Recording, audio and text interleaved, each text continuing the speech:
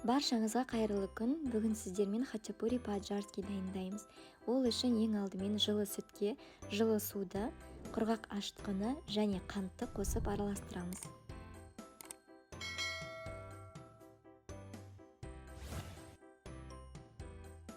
Екі қасық ұн қосып араластырамыз және тұнбаны 15 минутқа қойып қоямыз.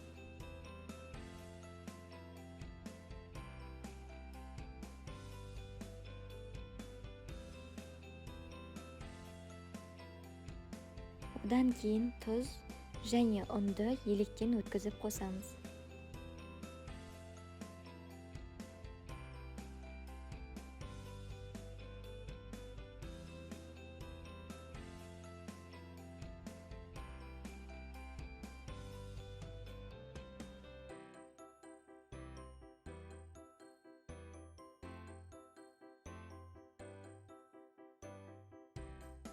Осындай өте жұмсақ және қолға жабыспайтын қамыр илейміз.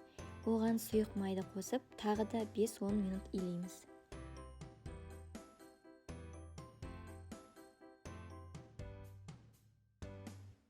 Дайын болған қамырдың бетін жауып, жылы жерге 1-1,5 сағатқа қоямыз. Қамыр көтерілем дегенше салмасын дайындаймыз. Ол үшін сырды үккіштен өткізіп, оған сүт қосып араластырамыз. Тұз қосудың қажеті жоқ, себебі сыр сулугуни кішкене соленый болып келеді.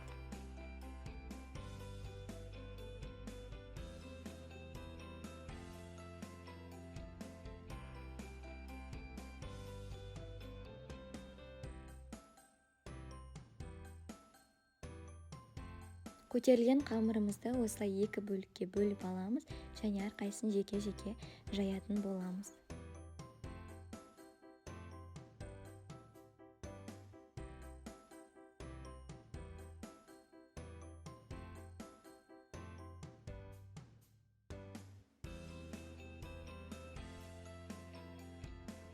Осылай домалақ қылып жайып алғаннан кейін, екі шетіне сыр салып, ортасына қарай орайтын боламыз.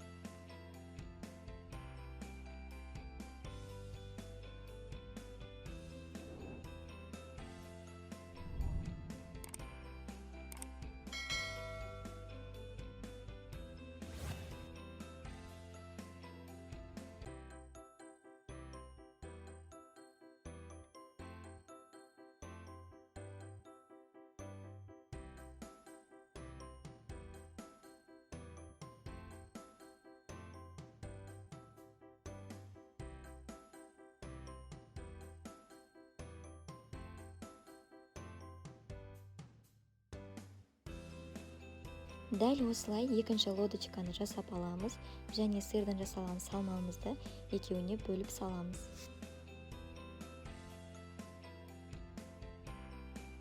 Қамырдың шетіне жұмыртқаның сарысын жағып шығамыз және қызып тұрған пеште 200 градуста 15 минутта пісіріп аламыз.